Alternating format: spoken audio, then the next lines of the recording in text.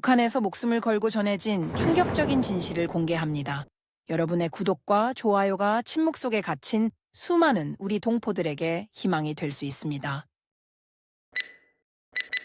2024년 9월 15일 새벽 3시 당 2인자 최룡의 부위원장의 책상 서랍에서 꺼낸 USB. 제 손은 떨리고 있었습니다. 컴퓨터 화면에 떠오른 제목. 북한 붕괴 시나리오. 체제 유지 가능 기간 최대 1년. 심장이 터질 것 같았습니다. 북한 최고위층이 작성한 보고서. 그들은 알고 있었습니다. 이 나라가 곧 무너진다는 걸. 그리고 그 안에는 더 충격적인 것들이 있었습니다. 철컥. 문 여는 소리가 들렸습니다. 박미선 동무, 지금 뭐 하는 거요?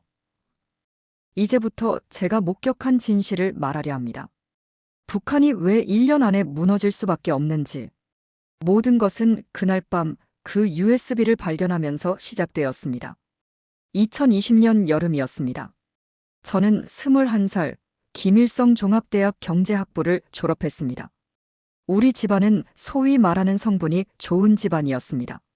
할아버지는 항일빨치산 2세였고 아버지는 당 간부였습니다. 저희 할아버지는 한국전쟁 이후 폐허에서 평양의 한 공장을 일으켰습니다. 아무것도 없던 시절 오직 애국심과 근면함으로 맨손으로 시작하셨죠. 그런 집안 배경 덕분에 저는 평양 최고의 대학에 갈 수 있었고 졸업 후에는 당 중앙위원회 배치를 받았습니다. 처음 최룡의 부위원장님 비서실에 배치받았을 때의 떨림을 아직도 기억합니다. 당시 최룡의 부위원장님은 65살로 김정은 위원장님 다음 가는 2인자였습니다. 경제를 총괄했죠. 비서실은 평양 중심가에 있는 당 청사 15층에 있었습니다. 창밖으로 보이는 평양 풍경은 정말 아름다웠습니다. 대동강이 유유히 흐르고 주체사상탑이 햇빛을 받아 반짝였습니다. 저는 그때만 해도 제가 북한의 미래를 위해 일하고 있다고 진심으로 믿었습니다. 비서로서 제 일은 주로 문서 정리, 일정 관리, 회의록 작성이었습니다. 최룡의 부위원장은 엄격하지만 공정한 사람이었습니다. 제게도 항상 존댓말을 쓰셨고 업무 처리가 잘 되면 칭찬도 아끼지 않으셨습니다. 저는 그분을 진심으로 존경했습니다. 그래서 더욱 충격이었죠. 제가 나중에 발견하게 될 그 사실들이. 첫 번째 이상한 징후를 발견한 건 2023년 여름이었습니다. 7월의 어느 무더운 오후 부위원장님이 외부 일정으로 나가신 사이 비서실에서 문서를 정리하고 있었습니다. 그때 부위원장님 집무실 전화가 울렸습니다. 평소라면 받지 않았을 텐데 그날따라 왠지 중요한 전화일 것 같은 느낌이 들었습니다. 수화기를 들었을 때 상대방이 이미 말을 시작하고 있었습니다. 룡의 동무 1년이야. 아무리 길어도 2년이면 끝이야. 자네도 준비하게. 저는 얼른 전화를 끊었습니다. 심장이 터질 것 같았습니다. 1년이면 뭐가 끝난다는 걸까요? 무엇을 준비하라는 걸까요? 그날 저녁 부위원장님이 돌아오셨을 때 그분의 얼굴에는 깊은 피로가 서려 있었습니다. 평소와는 다른 뭔가 무거운 짐을 진 듯한 표정이었습니다. 그로부터 며칠 후 저는 더 충격적인 것을 발견했습니다. 부위원장님이 급하게 외부 회의에 가시면서 책상 위에 서류 뭉치를 놓고 가셨습니다. 정리하려고 집어들었을 때 그 사이에서 한 장의 문서가 바닥에 떨어졌습니다. 중국 은행 계좌 개설 서류였습니다. 신청인은 최룡해. 금액란에는 달러로 500만이라고 적혀 있었습니다. 500만 달러. 우리 돈으로 수십억 원에 해당하는 금액이었습니다. 손이 떨렸습니다. 왜 당 부위원장님이 중국에 비밀 계좌를 만드시는 걸까요? 그것도 이렇게 큰 금액을. 저는 그 서류를 원래 자리에 끼워 넣고 아무 일도 없었던 것처럼 행동했습니다. 하지만 제 머릿속은 온통 의문투성이었습니다. 그 서류 뭉치 안에는 더 충격적인 게 있었습니다. 하지만 그건 제가 나중에 보위부 독방에 갇히고서야 알게 됩니다. 그 무렵부터 평양의 분위기가 조금씩 이상해지기 시작했습니다. 저처럼 특권층에 속하는 사람들, 평양 중심부에 사는 사람들조차 불안감을 느끼기 시작했습니다. 가장 먼저 눈에 띈 건 정전이었습니다. 평양은 북한에서 가장 전력 공급이 안정적인 곳입니다. 하지만 2024년 들어서는 일주일에 3번씩 정전이 일어났습니다. 처음에는 한두 시간이었지만 점점 길어져서 나중에는 5시간씩 전기가 끊기기도 했습니다. 당 청사도 예외는 아니었습니다. 한 번은 회의 중에 갑자기 불이 나갔습니다. 발전기가 돌아가기까지 20분 정도 걸렸는데 그 어둠 속에서 간부들의 불안한 숨소리가 들렸습니다. 아무도 입 밖으로 내지는 않았지만 모두가 느끼고 있었습니다. 뭔가 잘못되고 있다는 걸. 또 하나 눈에 띈 건 고위층 자녀들의 유학이 급증했다는 겁니다. 제 친구 중 한 명은 아버지가 외무성 간부였는데 2024년 3월에 갑자기 중국 유학을 떠났습니다. 공부하러 간다고 했지만 다들 알고 있었습니다. 돌아오지 않을 거라는 걸. 저희 비서실에서 일하던 다른 비서의 남동생도 무역성 간부의 아들도 줄줄이 해외로 나갔습니다. 어느 날 점심시간 비서실 동료들끼리 이런 이야기를 나눈 적이 있습니다. 요즘 이상하지 않아? 왜 이렇게 다들 자식들을 외국으로 보내는 걸까? 쉿, 그런 말 함부로 하는 거 아니야. 하지만 진짜 이상하잖아. 우리가 제일 잘 사는 나라인데 왜 다들 떠나려고 하는 거야? 대화는 거기서 끊겼습니다. 더 이상 말하는 건 위험했으니까요. 하지만 우리 모두 마음속으로는 알고 있었습니다. 뭔가 근본적으로 잘못되고 있다는 걸. 지금 돌이켜보면 그때 제가 목격한 건 체제 붕괴의 전조였습니다. 남한은 자유와 민주주의로 이뤄냈습니다. 하지만 북한은 독재와 거짓으로 모든 걸 무너뜨렸습니다. 그 결과가 바로 2024년의 평양이었습니다. 겉으로는 화려해 보이지만 속은 썩어가고 있는 도시. 그리고 운명의 그날이 왔습니다. 2024년 9월 15일 새벽 3시. 저는 비서실에 혼자 남아 다음 날 회의 자료를 준비하고 있었습니다. 부위원장님은 전날 지방시차를 다녀오셔서 피곤하신지 일찍 퇴근하셨습니다. 자료를 찾으려고 부위원장님 책상 서랍을 열었을 때 저는 그걸 발견했습니다. 작은 USB 메모리였습니다. 검은색 플라스틱 케이스에 라벨이 붙어 있었습니다. 북한 붕괴 시나리오라고 빨간 글씨로 적혀 있었습니다. 손이 떨렸습니다. 이건 뭘까? 왜 당 부위원장님 책상에 이런 게 있는 거지? 호기심이 이성을 이겼습니다. 저는 USB를 비서실 컴퓨터에 꽂았습니다. 파일이 하나 떠올랐습니다. 최종 보고서. 마우스를 파일 위에 올렸습니다. 클릭하려는 순간이었습니다. 철컥. 문 여는 소리가 들렸습니다. 심장이 멎는 것 같았습니다. 급히 USB를 빼려고 했지만 너무 늦었습니다. 부위원장님이 들어오셨습니다. 박미선 동무, 지금 뭐 하는 거요? 부위원장님의 목소리는 낮고 차가웠습니다. 저는 얼어붙은 채 서 있었습니다. 손에는 아직 USB가 쥐어져 있었습니다. 컴퓨터 화면에는 그 파일명이 또렷이 보였습니다. 북한 붕괴 시나리오. 패백 준비하려고 서류 찾고 있었습니다. 순간적으로 튀어나온 거짓말이었습니다. 제 약혼자가 무역성에서 일하는데 결혼 준비로 필요한 서류가 있다고 부위원장님께 여쭤보려다가 늦은 시간이라 직접 찾아보려 했다고.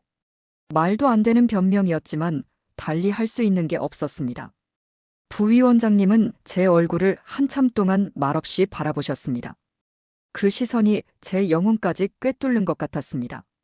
5초가 영겁의 시간처럼 느껴졌습니다.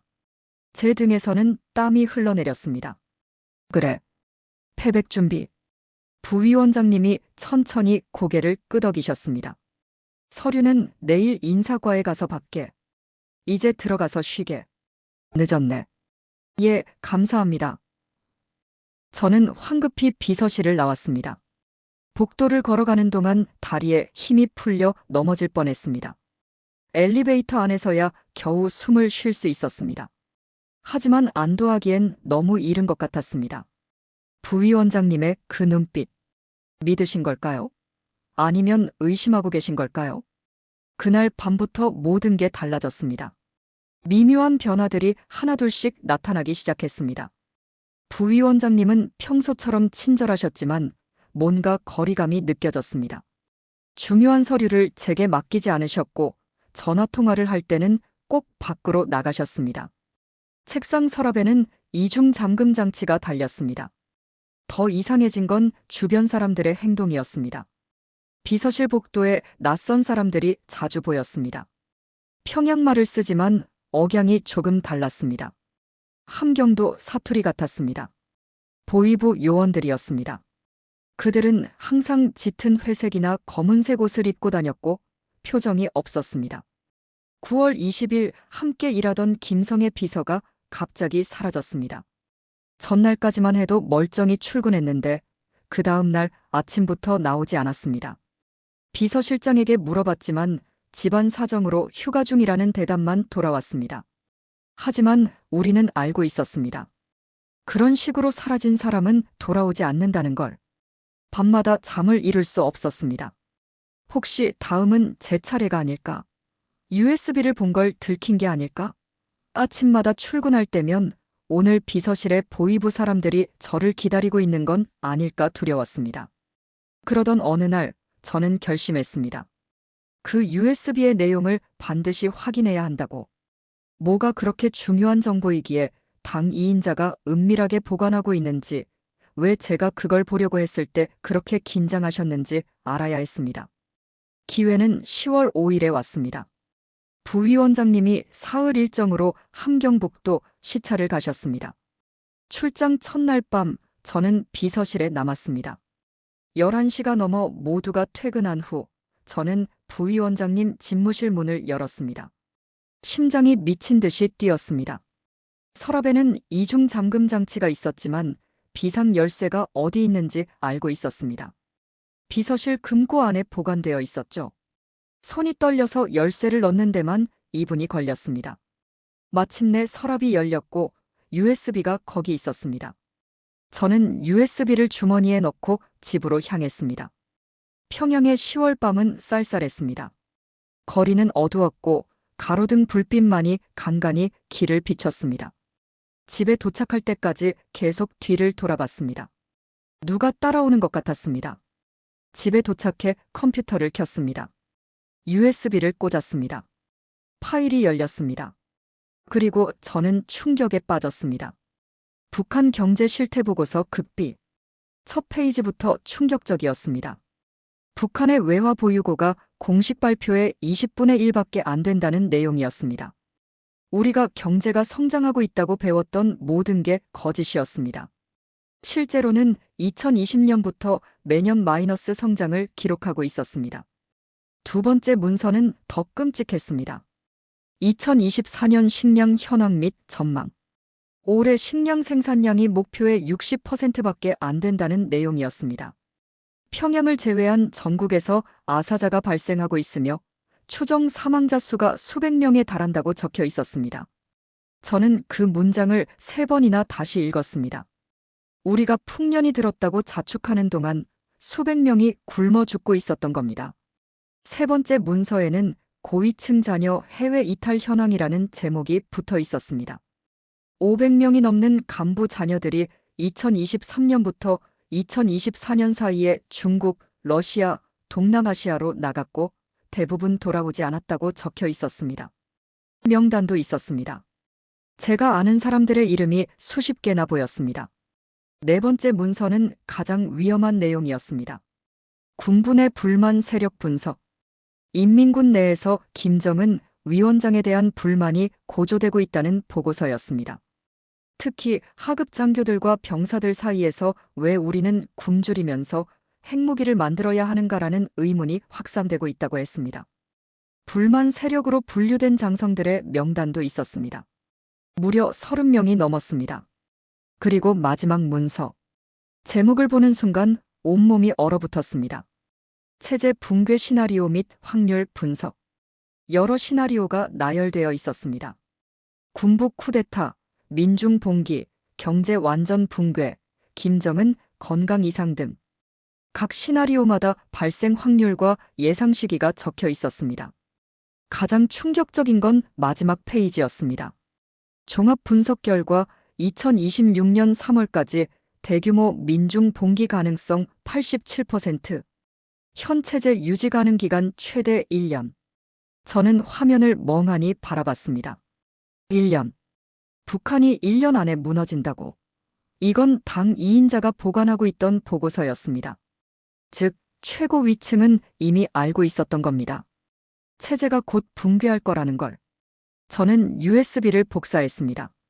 원본은 다음 날 다시 서랍에 넣어야 했으니까요. 그리고 그날 밤 잠을 이룰 수 없었습니다. 이 정보를 어떻게 해야 할까? 누구한테 말할 수 있을까? 아니, 말해도 되는 걸까? 10월 20일 중요한 회의가 있었습니다. 최룡해 부위원장님과 다른 고위 간부 5명이 참석하는 긴급 경제회의였습니다. 저는 회의실 밖에서 회의록을 작성하고 있었는데 문틈으로 대화가 새어나왔습니다. 최고 존엄께서 건강이 심각하십니다. 후계 구도가 아직 확립되지 않았어. 이대로 가면 중국도 더 이상 우리를 지원하지 않을 것이오. 내부 정보에 따르면 대화는 거기서 끊겼습니다. 누군가 문을 닫았던 것 같습니다. 하지만 충분했습니다. 최고 위층조차 불안해하고 있다는 걸 확인했으니까요. 그날 저녁 집에 돌아왔을 때 어머니가 울고 계셨습니다. 동생이 어머니를 부축하고 있었습니다. 엄마, 무슨 일이야? 미선아, 내 이모가 왜? 한국 드라마를 봤다고. 보위부에 끌려갔어. 머리가 멍해졌습니다. 이모는 평범한 주부였습니다. 죄라고는 한국 드라마 USB를 이웃에게 빌려본 게 전부였습니다. 그런데 끌려갔다고. 저는 그 순간 깨달았습니다. 이 나라는 이미 끝났다고. 체제를 지키기 위해 선량한 사람들을 잡아가는 나라. 진실을 감추기 위해 거짓말을 하는 나라. 저는 결심했습니다. 탈출해야 한다고. 그리고 이 진실을 세상에 알려야 한다고. USB 속의 정보를 북한이 곧 무너질 거라는 사실을 2,500만 북한 주민들이 고통받고 있다는 현실을 세상에 알려야 한다고. 하지만 어떻게? 저 혼자서는 불가능했습니다. 도와줄 사람이 필요했습니다. 저는 전산실의 강태우 계장을 떠올렸습니다. 그는 제 대학 선배였고 조용하지만 신뢰할 수 있는 사람이었습니다. 무엇보다 그는 국경지역 전산망을 관리하는 부서에서 일했습니다. 11월 3일 점심시간에 강태우 선배를 만났습니다. 대동강변 벤치에서 주변에 아무도 없는 걸 확인한 후 조심스럽게 이야기를 꺼냈습니다. 선배, 제가 부탁이 하나 있어요. 뭔데? 나가고 싶어요. 이 나라에서. 강태우 선배는 잠시 말이 없었습니다. 그리고 천천히 고개를 끄덕였습니다. 나도 그래. 사실 이미 준비하고 있었어. 정말요? 3일 후 새벽 11월 7일 새벽 3시부터 3시 30분까지 국경 감시망이 꺼져. 정기 점검이라는 명목으로. 그럼 그 틈을 타면 건널 수 있어. 하지만 30분밖에 안 돼. 준비할 수 있겠어? 할 수 있어요. 꼭 해야 해요. 그날 밤 저는 탈출 계획을 세웠습니다. 최소한의 짐만 챙기고 어머니와 동생도 설득해야 했습니다. 3일. 딱 3일밖에 없었습니다. 하지만 그날 밤 이상한 일이 벌어졌습니다. 집 앞에 검은색 승용차 한 대가 서 있었습니다. 평양에서 검은색 승용차는 보위부를 의미했습니다. 차 안에 2사람이 앉아 있었고 제 집 창문을 바라보고 있었습니다. 식은땀이 흘렀습니다. 그들이 절 감시하고 있는 건가? 탈출 계획을 눈치챈 건가? 자정이 넘어 누군가 초인종을 눌렀습니다. 어머니가 문을 여는 소리가 들렸습니다. 그리고 낯익은 목소리가 들렸습니다. 박미선 동무, 보위부입니다. 문 열어주시오. 제 방문이 열렸습니다. 검은 옷을 입은 2 남자가 서 있었습니다. 박미선 동무, 우리와 함께 가야겠소. 무슨 일로요? 가면 알게 될 것이요. 그들은 제 팔을 잡았습니다. 어머니가 울부짖었습니다. 동생이 막으려 했지만 밀쳐졌습니다. 저는 그렇게 끌려갔습니다. 검은 승용차에 태워져 어둠 속으로 사라졌습니다. USB는 제 책상 서랍 깊숙이 숨겨져 있었습니다. 탈출 계획도 물거품이 되었습니다. 보입으로 가는 동안 저는 생각했습니다. 이제 끝인가? 하지만 아직 포기할 수 없었습니다. 어떻게든 살아남아야 했습니다. 진실을 전하기 위해서라도. 보이부 지하실은 상상했던 것보다 훨씬 끔찍했습니다. 차에서 내려 건물로 들어갈 때 복도 양옆으로 철문들이 줄지어 있었습니다. 어디선가 신음소리가 들렸습니다. 아니, 비명이었습니다. 저는 온몸이 얼어붙었습니다. 지하 3층까지 내려갔습니다. 좁은 독방에 던져졌습니다. 2m 곱하기 2m 정도의 공간. 바닥은 차가운 콘크리트였고 구석에 양동이 하나가 놓여 있었습니다. 화장실이었습니다. 작은 전구 하나가 천장에 매달려 있었는데 24시간 내내 켜져 있었습니다. 첫 신문은 그날 밤 자정에 시작됐습니다. 2명의 보이부 요원이 들어왔습니다. 한 명은 40대 남자로 얼굴에 흉터가 있었고 다른 한 명은 30대 정도로 안경을 쓰고 있었습니다. 박미선 동무, 우리가 묻는 말에 솔직하게 대답하시오. 흉터 남자가 말했습니다. USB는 어디 있어? 무슨 USB 말씀이신가요? 시치미 떼지 마시오. 최룡의 부위원장 서랍에 있던 USB.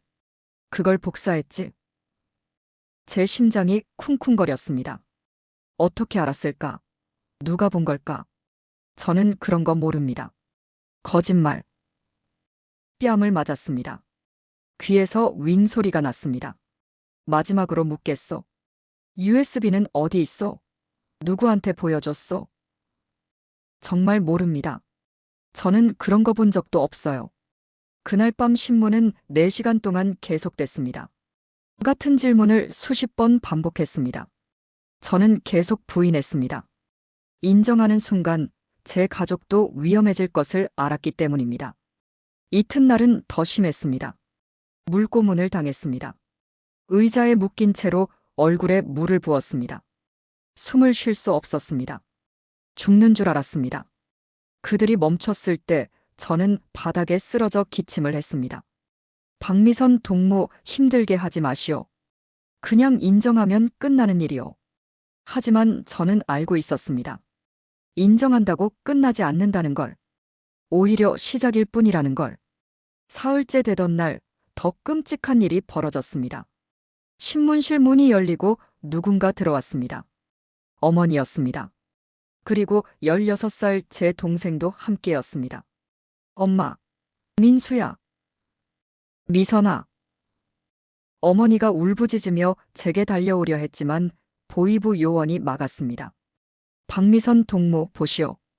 동무의 어머니와 동생이요. 동무가 계속 입을 다물고 있으면 이 사람들도 같이 고생하게 돼요. 제발, 제발 우리 가족은 놔주세요. 저 혼자 한 일이에요. 그럼 USB 어디 있어? 누구한테 보여줬어? 저는 울었습니다. 어떻게 해야 할까? 가족을 지킬 방법은 없을까? 제 머릿속은 혼란스러웠습니다.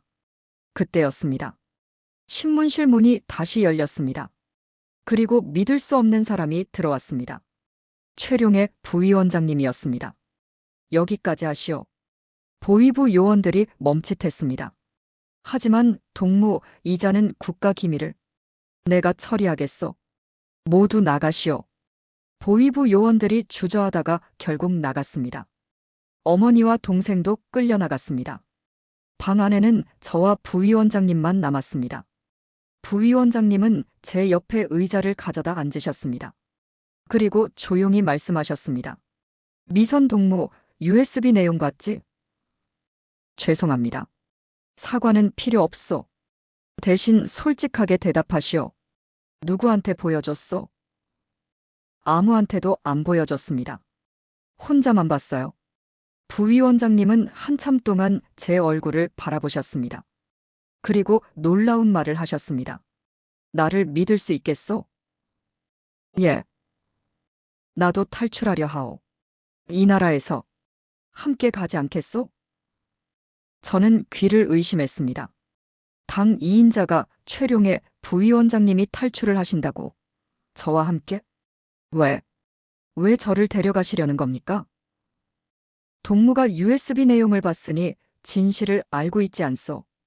그 진실은 세상에 알려져야 하오. 나 혼자서는 신뢰받지 못할 것이오. 하지만 동무 같은 젊은 사람이 함께 증언한다면 사람들이 믿을 것이오. 하지만 내 가족도 이미 중국을 통해 남쪽으로 갔소. 아내와 아들 둘. 지난달에 보냈지. 이제 나만 남았소. 부위원장님의 목소리에는 깊은 슬픔이 묻어 있었습니다. 이 나라는 끝났소. 내가 30년간 당을 위해 일했지만 이제 알겠소. 우리가 잘못된 길을 걸어왔다는 걸. 인민을 굶기면서 핵무기를 만드는 나라. 진실을 말하는 사람을 잡아가는 나라. 이런 나라는 오래 갈 수 없소. 저는 생각했습니다. 우리 할아버지 세대가 전쟁 후 폐허에서 나라를 세웠을 때 그분들이 꿈꾼 건 이런 나라가 아니었을 겁니다. 자유롭고 풍요로운 나라. 아이들이 웃으며 뛰어놀 수 있는 나라. 하지만 권력과 탐욕이 모든 걸 망쳤습니다. 그 결과가 지금의 북한이었습니다. 동무 가족도 구할 것이요. 함께 가는 거요. 정말 가능한가요? 가능하오. 하지만 혼자서는 안 돼요. 동지가 필요하오. 그날부터 우리는 탈출 동맹을 만들었습니다. 최룡의 부위원장님, 저, 그리고 전산실의 강태우 계장. 여기에 보위부 내부의 협력자가 한 명 더 있었습니다. 리성철 부장이라는 사람이었는데 부위원장님과는 군 시절부터 친구였다고 했습니다. 계획은 구체적으로 짜여졌습니다. 3월 15일 새벽, 김정은 위원장이 중국 방문 중일 때를 노리기로 했습니다. 경비가 가장 느슨해지는 시점이었습니다. 강태우 계장이 국경 전산망을 30분간 다운시키는 그 틈을 타서 두만강을 건너는 겁니다. 중국 측에는 이미 브로커와 접선이 되어 있었습니다. 부위원장님이 몇 달 전부터 준비하신 것이었습니다. 중국 위안화로 50만 위안을 이미 브로커에게 보냈다고 했습니다. 우리 돈으로 약 1억 원이 넘는 금액이었습니다. 하지만 문제가 있었습니다. 원래는 부위원장님과 저, 강태우 계장 3명만 탈출하기로 했는데 제 어머니와 동생도 포함되면서 5명이 되었습니다. 리성철 부장도 마지막에 함께 가기로 하면서 6명이 됐습니다. 인원이 많아지면 위험도 커지요. 부위원장님이 걱정스러운 얼굴로 말씀하셨습니다. 하지만 우리 가족을 여기 두고 갈 수는 없어요. 알고 있어. 가족을 지키는 것, 그것보다 중요한 건 없지. 부위원장님의 말씀에 저는 고개를 끄덕였습니다. 권력도, 돈도, 명예도 결국 가족 앞에서는 무의미했습니다. 이건 우리 부모님 세대, 할아버지 세대가 가장 중요하게 여기던 가치였습니다. 가족? 탈출일까지는 4달이 남았습니다.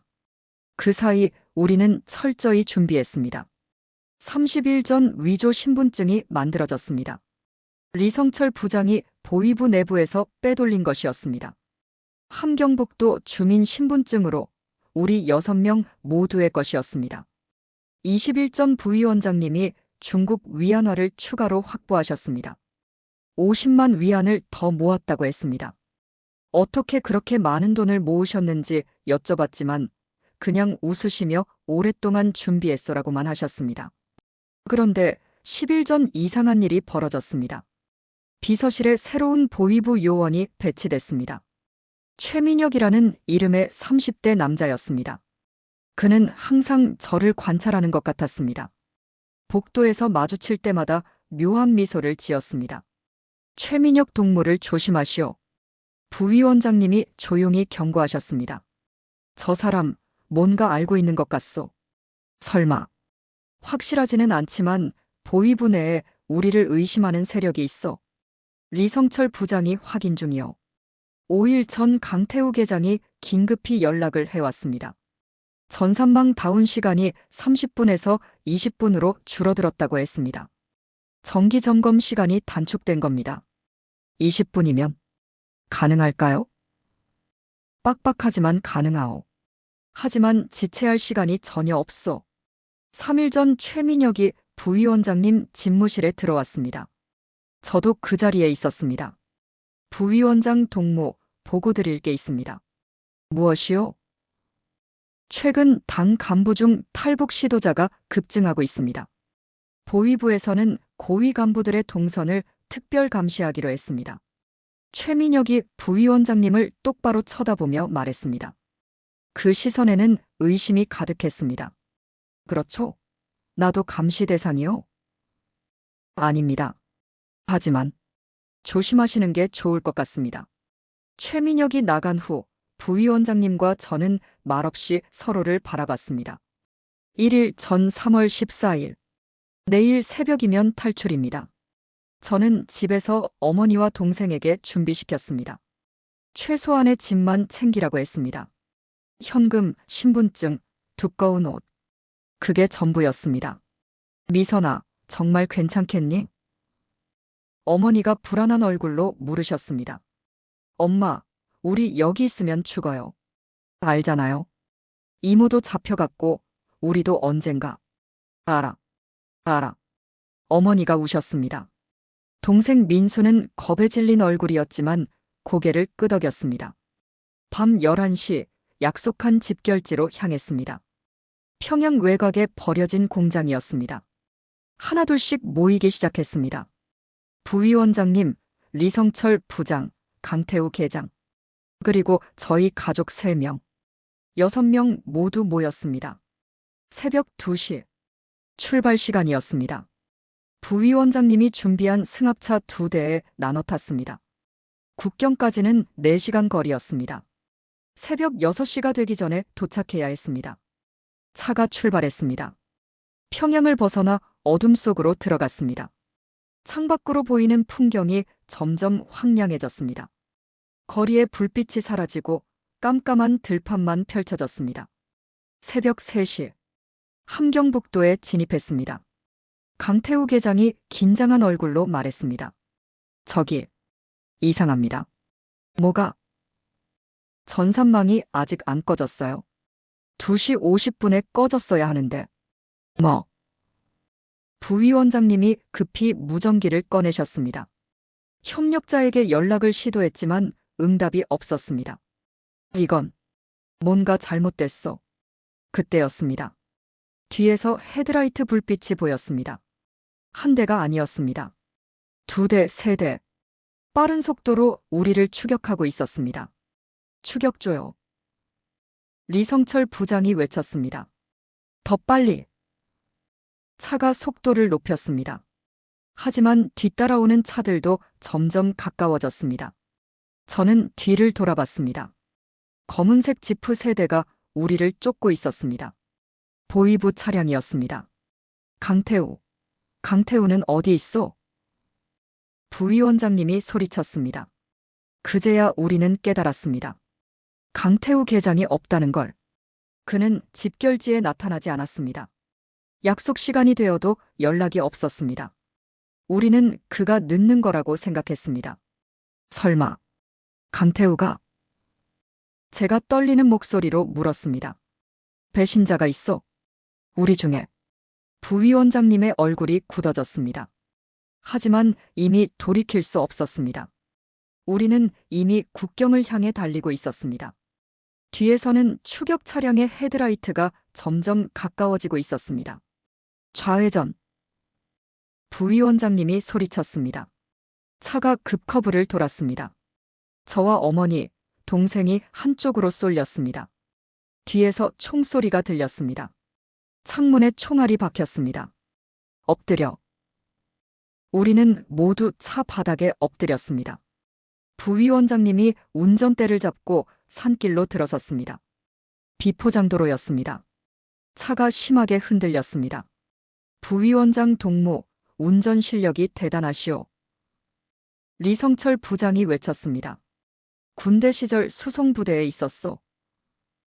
부위원장님이 대답하셨습니다. 맞습니다. 저는 그제야 기억났습니다.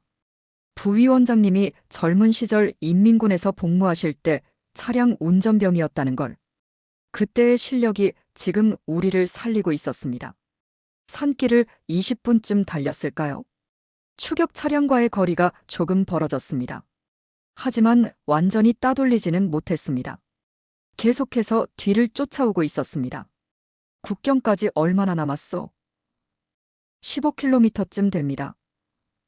리성철 부장이 지도를 보며 대답했습니다. 15km면 20분이요.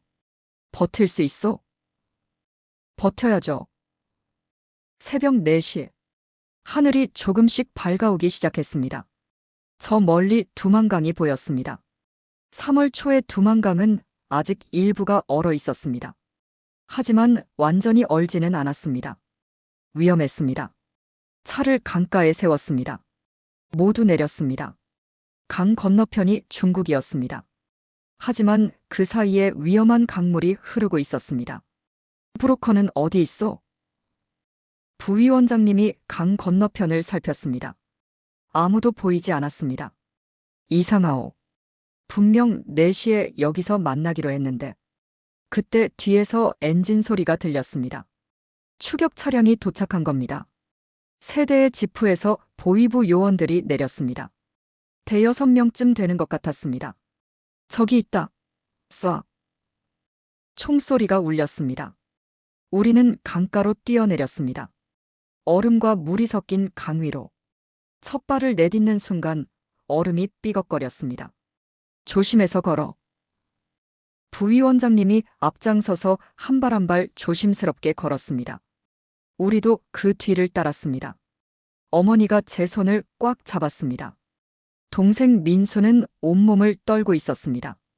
강 중간쯤 왔을 때였습니다. 우지끈 소리가 났습니다. 어머니가 걷던 곳에 얼음이 깨지기 시작했습니다. 엄마. 저는 소리쳤습니다. 어머니가 물속으로 빠졌습니다. 3월의 두만강 물은 얼음처럼 차가웠습니다. 잡아. 부위원장님이 재빠르게 어머니 팔을 잡았습니다. 저도 달려가 어머니를 끌어올렸습니다. 옷이 다 젖었습니다. 영하의 날씨에 젖은 옷은 치명적이었습니다. 뒤에서 계속 총소리가 들렸습니다. 총알이 얼음을 뚫고 들어갔습니다. 우리는 필사적으로 걸었습니다. 마침내 중국 쪽 땅에 발을 디뎠습니다. 여기요. 여기. 누군가 소리쳤습니다. 나무 뒤에서 한 남자가 나타났습니다. 40대쯤 되어 보이는 조선족 남자였습니다. 제가 브로커입니다. 빨리 이쪽으로. 우리는 그를 따라 달렸습니다. 숲속으로 들어갔습니다. 뒤에서 북한 보위부 요원들이 강을 건너지 못하고 소리쳤습니다. 중국 땅으로 넘어오면 국제 문제가 되니까요. 1시간쯤 걸었을까요? 작은 농가가 나타났습니다. 브로커가 문을 열었습니다. 여기서 잠깐 쉬세요. 차량이 곧 올 겁니다. 우리는 농가 안으로 들어갔습니다. 어머니는 젖은 옷 때문에 온몸을 떨고 계셨습니다. 리성철 부장이 담요를 가져와 덮어드렸습니다. 그때 브로커가 전화를 받았습니다. 중국어로 대화했습니다. 저는 중국어를 조금 알았기에 대충 알아들을 수 있었습니다.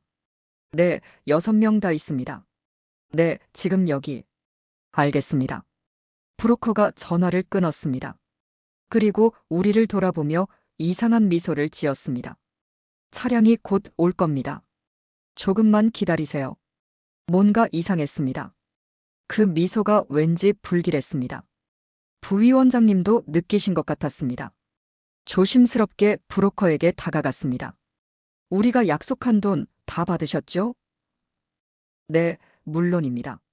그럼 이제 베이징으로 가는 거죠? 네, 베이징으로. 브로커가 대답했지만 눈이 계속 문 쪽을 보고 있었습니다. 뭔가를 기다리는 듯 했습니다. 10분 후 밖에서 차 소리가 들렸습니다. 한 대가 아니었습니다. 여러 대였습니다. 문이 열렸습니다. 그리고 들어온 사람들을 보는 순간 제 심장이 멎었습니다. 북한 보위부 요원들이었습니다. 그들이 어떻게 중국까지 온 걸까요? 그리고 그 뒤로 또 다른 사람이 들어왔습니다. 강태우였습니다. 살아 있었습니다. 강태우 동무. 제가 중얼거렸습니다. 미안하오, 박미선 동무. 하지만 나도 먹고 살아야 하지 않겠소? 강태우가 차갑게 말했습니다. 그는 배신자였습니다. 처음부터 보위부와 내통하고 있었던 겁니다. 브로커도 그와 한편이었습니다. 계획이 완벽했소. 당신들이 국경을 넘게 두고 중국에서 체포하는 것. 이러면 탈북 현장 검거이니 법적으로도 문제 없소. 중국 공안의 협조도 받았지. 강태우가 웃으며 말했습니다. 그럼 처음부터. 그렇소. 당신들의 탈출 계획, 나는 처음부터 다 알고 있었어. 보위부에 다 보고했지. 저는 절망에 빠졌습니다. 모든 게 끝났습니다. 우리는 잡혔습니다. 하지만 그때 부위원장님이 웃었습니다. 조용하지만 확신에 찬 웃음이었습니다. 강태우 동무, 당신이 배신자인 줄 나도 알고 있었어. 뭐? 처음부터 의심했지. 그래서 당신한테는 가짜 정보를 줬어. 무슨 소리요? 우리가 건넌 곳이 진짜 탈출 지점이라고 생각했어? 아니요. 진짜는 30km 북쪽이요. 여기는 미끼였어. 강태우의 얼굴이 굳어졌습니다. 당신이 보위부에 신고한 장소는 여기였겠지. 그래서 추격조도 여기로 왔고. 하지만 우리의 진짜 협력자들은 다른 곳에 있어. 부위원장님이 주머니에서 무전기를 꺼내셨습니다. 지금이요. 무전기에서 응답이 왔습니다. 알겠습니다. 갑자기 밖이 시끄러워졌습니다. 총소리, 고함소리. 중국 공안이 아니었습니다. 한국 국정원 요원들이었습니다. 그들이 농가를 포위했습니다. 이건 어떻게? 강태우가 당황했습니다. 3달 전부터 준비했어. 한국 정부와 직접 연락했지. 당신한테는 비밀로 했지만 부위원장님이 침착하게 설명했습니다. 리성철 부장도 사실은 처음부터 내 편이었어. 우리는 당신을 시험했어. 그리고 당신이 진짜 배신자라는 걸 확인했지. 북한 보위부 요원들과 국정원 요원들 사이에 대치 상황이 벌어졌습니다. 하지만 여기는 중국 땅. 그 누구도 합법적으로 체포할 권한이 없었습니다. 우리는 간다. 부위원장님이 선언하셨습니다. 국정원 요원들이 우리를 보호하며 밖으로 안내했습니다. 대기 중이던 차량에 탔습니다. 하지만 또 다른 문제가 생겼습니다. 어머니의 상태가 급격히 나빠졌습니다. 강물에 빠진 후 옷이 젖은 채로 1시간 넘게 걸었던 게 문제였습니다. 저체온증이었습니다. 병원에 가야 해요. 하지만 중국 병원에 가면 신고당할 수 있어. 그럼 어떡해요? 우리는 딜레마에 빠졌습니다. 차는 국경에서 더 멀리 떨어진 안전가옥으로 향하고 있었습니다. 베이징까지는 아직 500km 이상 남았습니다. 어머니는 점점 의식이 흐려졌습니다. 엄마, 정신 차려. 저는 어머니를 흔들었습니다. 하지만 어머니는 눈을 감았습니다. 차가 어느 마을에 멈춰 섰습니다. 국정원 요원이 말했습니다. 여기서 20km 떨어진 곳에 조선족 의사가 있습니다. 하지만 여기서 누군가는 남아서 추격조를 따돌려야 합니다. 모두가 침묵했습니다. 누가 남을 것인가? 내가 남겠소. 부위원장님이 말씀하셨습니다. 안 됩니다. 제가 소리쳤습니다. 당신들은 가시오. 어머니를 살리시오.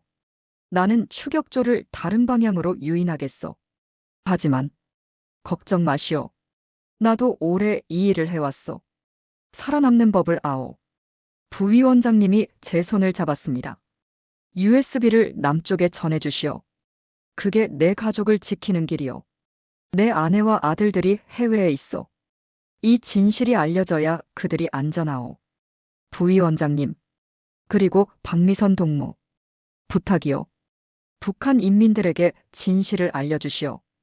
그들이 얼마나 속았는지, 얼마나 고통받고 있는지 세상이 알아야 하오. 부위원장님은 다른 차로 갈아탔습니다. 그리고 반대 방향으로 달려갔습니다. 멀리서 추격 차량의 헤드라이트가 보였습니다. 그들은 부위원장님을 따라갔습니다. 우리는 반대 방향으로 달렸습니다. 어머니를 안고 눈물을 흘리며 저 멀리서 총소리가 들렸습니다. 부위원장님과 추격조가 대치 중인 것 같았습니다. 부위원장님, 저는 뒤를 돌아봤습니다. 하지만 이미 보이지 않았습니다. 어둠만이 펼쳐져 있었습니다. 차는 계속 달렸습니다. 자유를 향해. 하지만 제 마음은 무거웠습니다. 부위원장님의 희생, 강태우의 배신, 그리고 아직도 끝나지 않은 여정. 1시간 후 조선족 마을에 도착했습니다. 한 할아버지가 우리를 맞았습니다. 70살쯤 되어 보였습니다. 어서 오시오. 의사는 준비되어 있소. 할아버지가 우리를 작은 한옥으로 안내했습니다. 어머니는 안으로 옮겨졌습니다. 의사가 치료를 시작했습니다.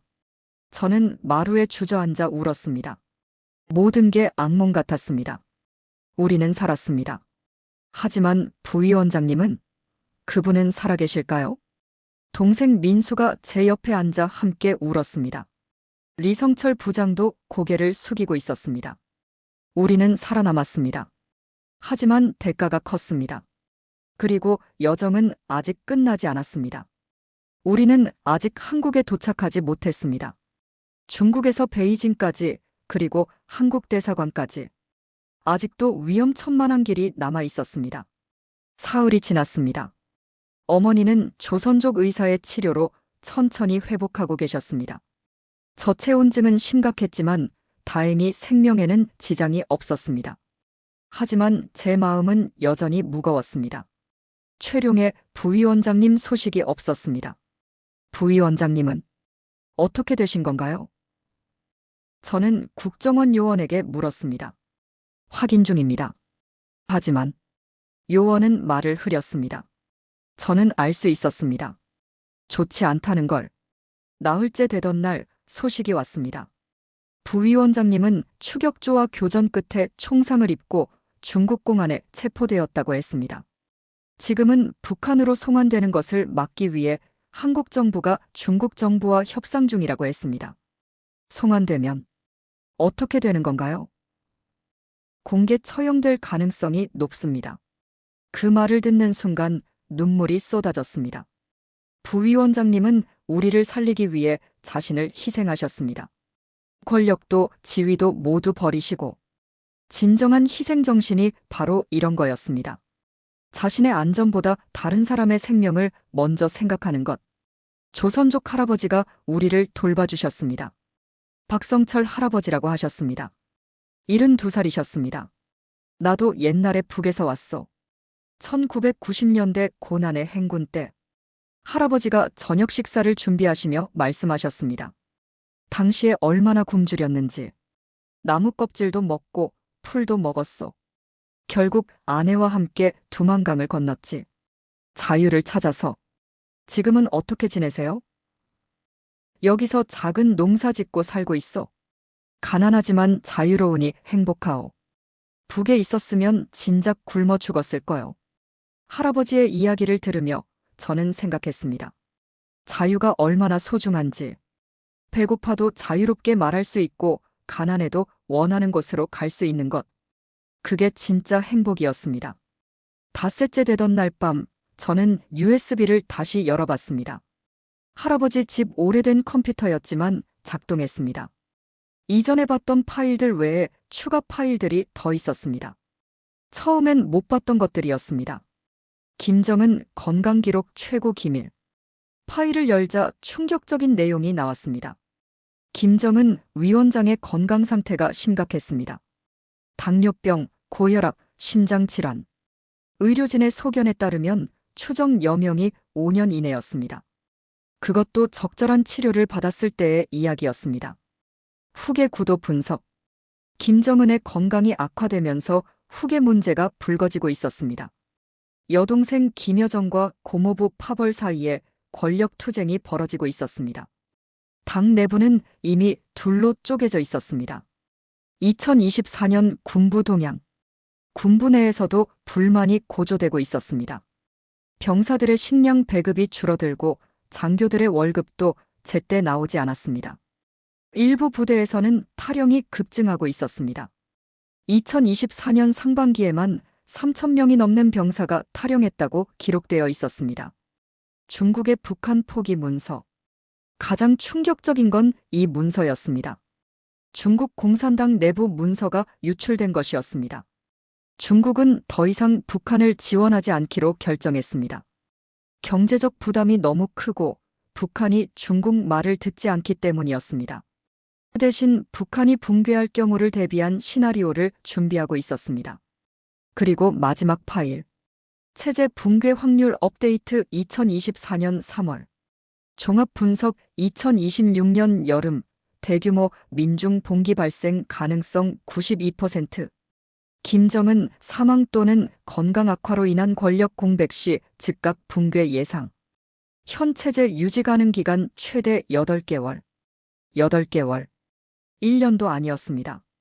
북한은 2026년 말이면 무너질 거라는 예측이었습니다. 저는 화면을 멍하니 바라봤습니다. 이 정보를 세상에 알려야 했습니다. 꼭. 미선아. 어머니가 방으로 들어오셨습니다. 많이 회복하셨지만 아직 얼굴이 창백했습니다. 엄마, 괜찮으세요? 괜찮아. 그런데 우리 앞으로 어떻게 할 거니? 한국으로 가야 해요. 한국. 어머니가 잠시 망설이셨습니다. 여기 중국에서 조용히 살 수는 없을까? 박할아버지처럼. 위험하게 또 길을 떠나야 해. 엄마, 전 해야 할 일이 있어요.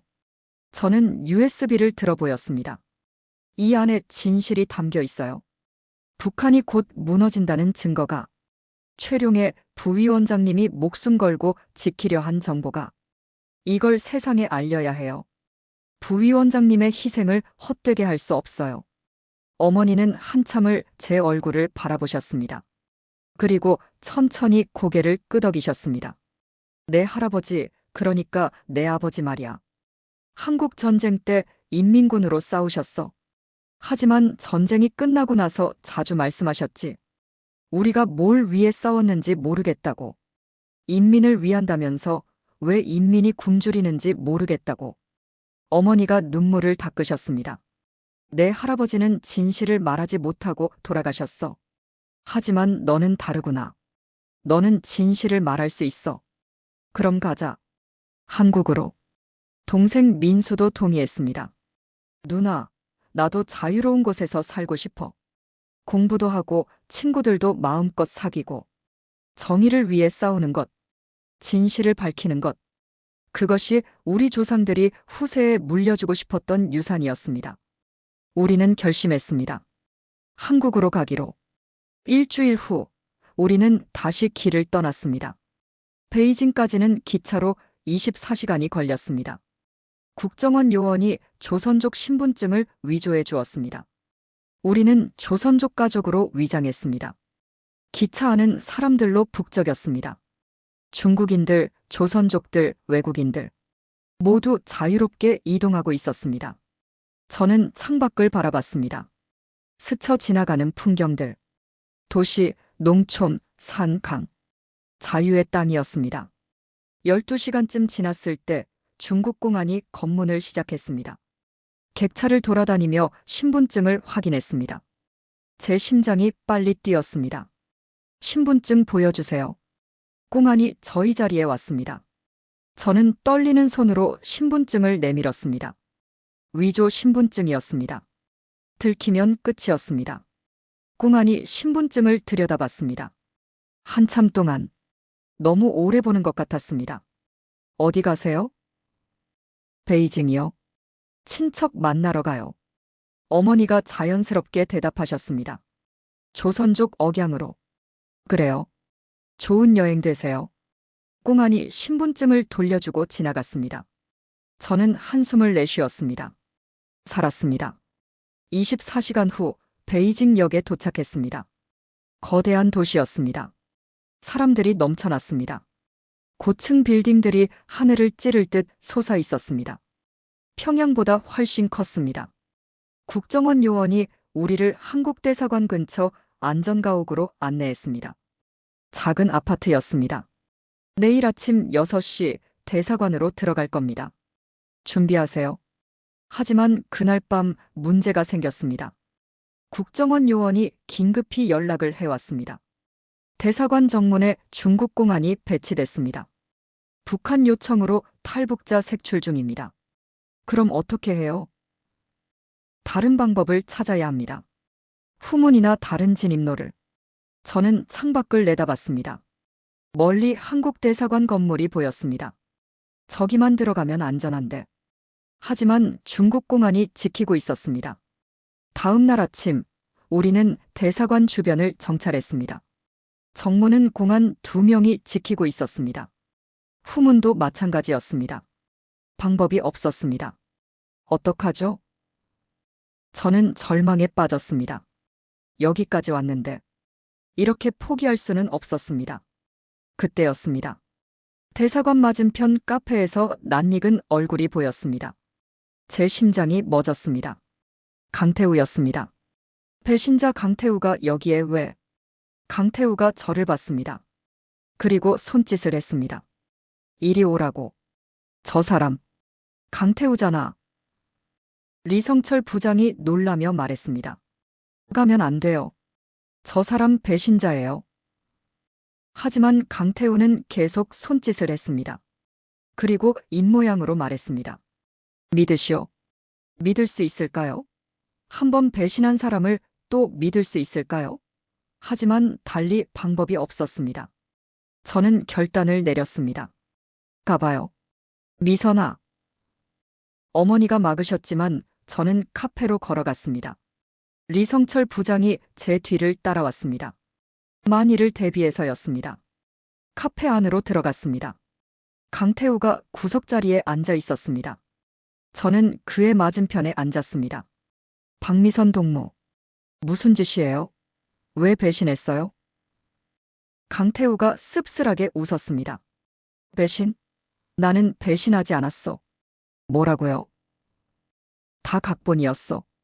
최룡의 부위원장님과 미리 짜놓은. 저는 이해할 수 없었습니다. 무슨 소리예요?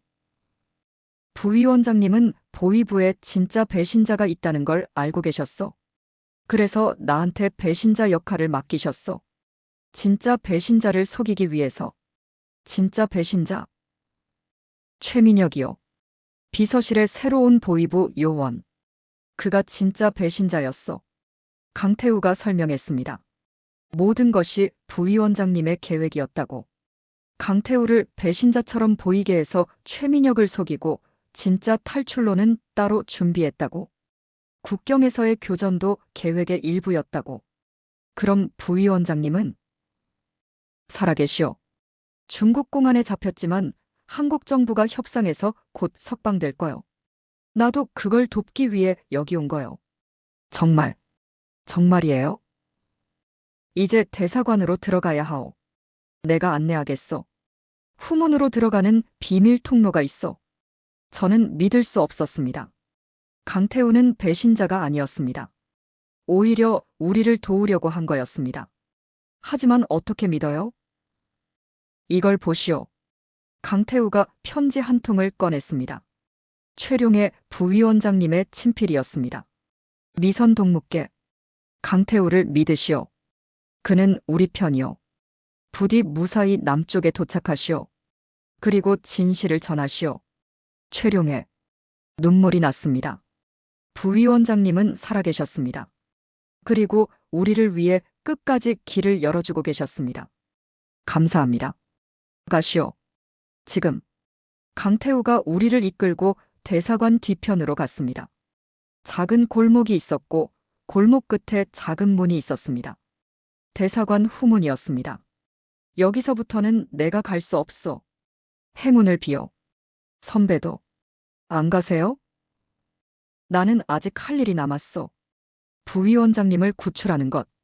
그리고 다른 탈북자들을 돕는 것. 강태우가 문을 두드렸습니다. 문이 열렸고 한국 외교관이 나타났습니다. 어서 오세요.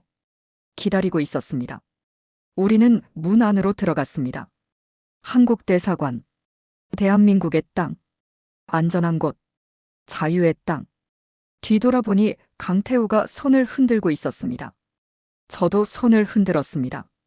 감사하다고, 미안하다고, 의심해서 죄송하다고. 문이 닫혔습니다. 우리는 드디어 안전한 곳에 도착했습니다. 대사관 안은 따뜻했습니다. 외교관들이 우리를 맞아주었습니다. 따뜻한 차와 음식을 주었습니다. 어머니는 소파에 앉아 눈물을 흘리셨습니다. 동생 민수는 멍한 얼굴로 주변을 둘러봤습니다. 이제 안전합니다. 대한민국이 여러분을 보호하겠습니다. 외교관이 말했습니다. 그 말을 듣는 순간 온몸의 긴장이 풀렸습니다. 지난 석 달간의 긴장, 두려움, 고통이 한꺼번에 쏟아졌습니다.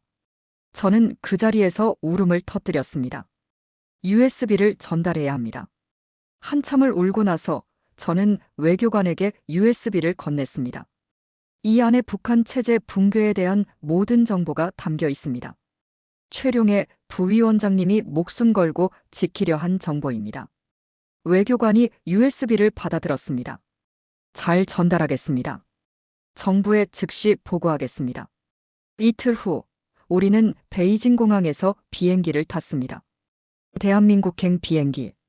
2시간 만에 인천에 도착한다고 했습니다. 단 2시간. 평양에서 여기까지 오는데 석 달이 걸렸는데 이제 2시간이면 자유의 나라에 도착하는 겁니다. 비행기가 이륙했습니다. 구름 위로 올라갔습니다. 창밖으로 보이는 푸른 하늘. 저는 생각했습니다. 이제 정말 자유로운 건가? 진짜 끝난 건가? 2024년 4월 5일 오후 2시 인천국제공항에 도착했습니다. 비행기에서 내려 입국장으로 걸어갔습니다. 통로를 걸으며 저는 주변을 둘러봤습니다.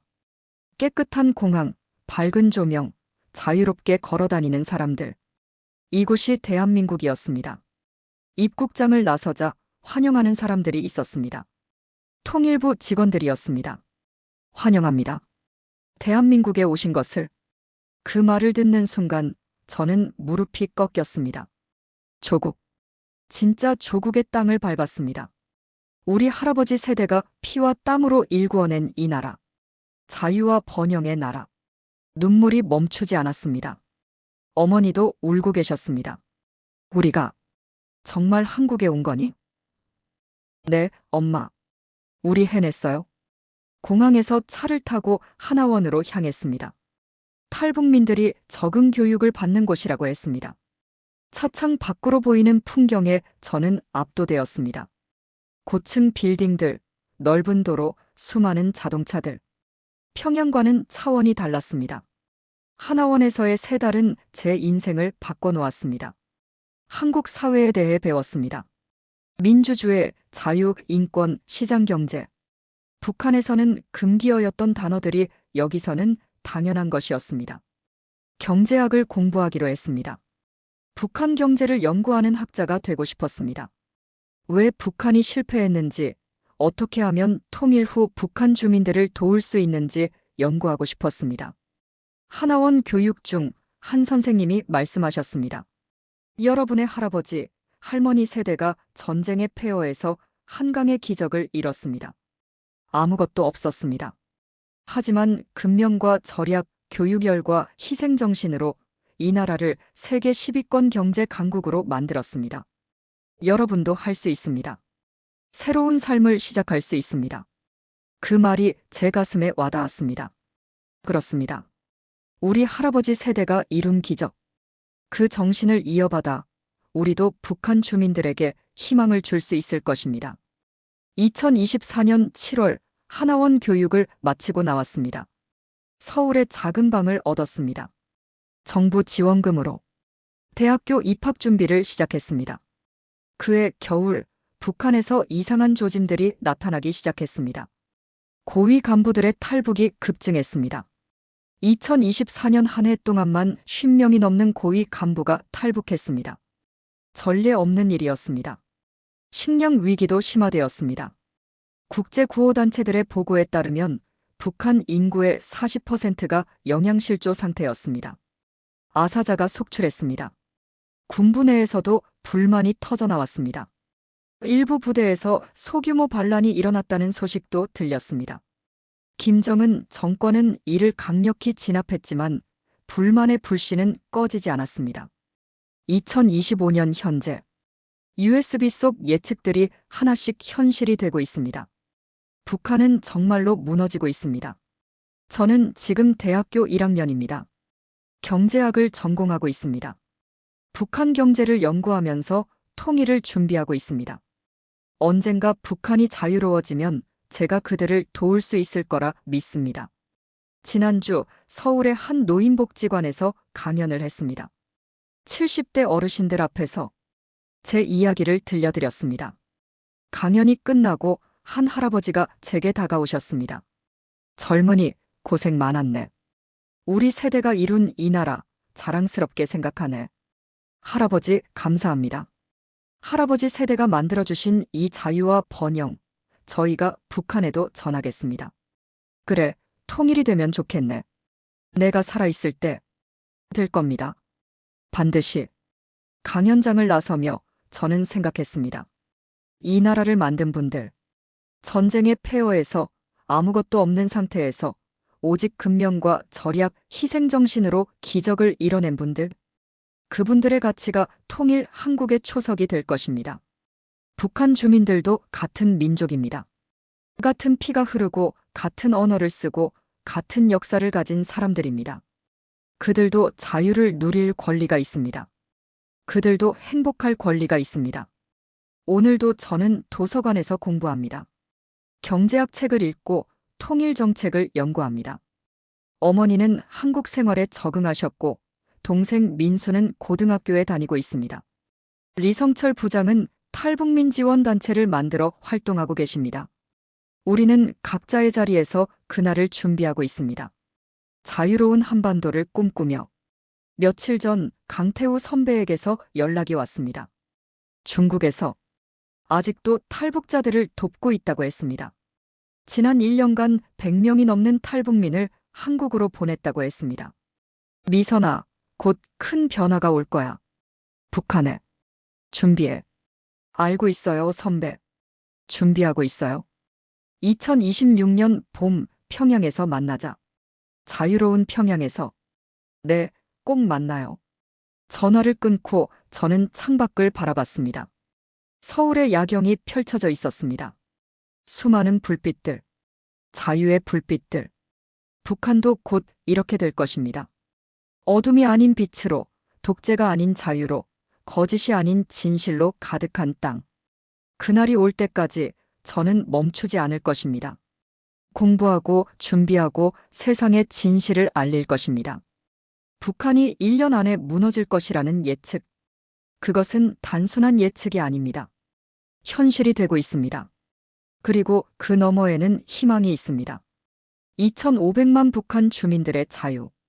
그것이 제가 꿈꾸는 미래입니다. 여러분께 말씀드립니다. 특히 이 나라를 일구신 70대 어르신들께 여러분이 흘린 땀과 눈물로 이룬 이 나라. 여러분의 가치, 근면, 절약, 희생, 애국심. 그것이 통일 한국의 초석이 될 것입니다.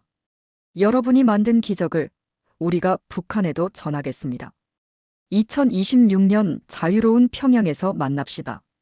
그때까지 저는 멈추지 않겠습니다. 진실은 언젠가 승리합니다. 자유는 결코 패배하지 않습니다.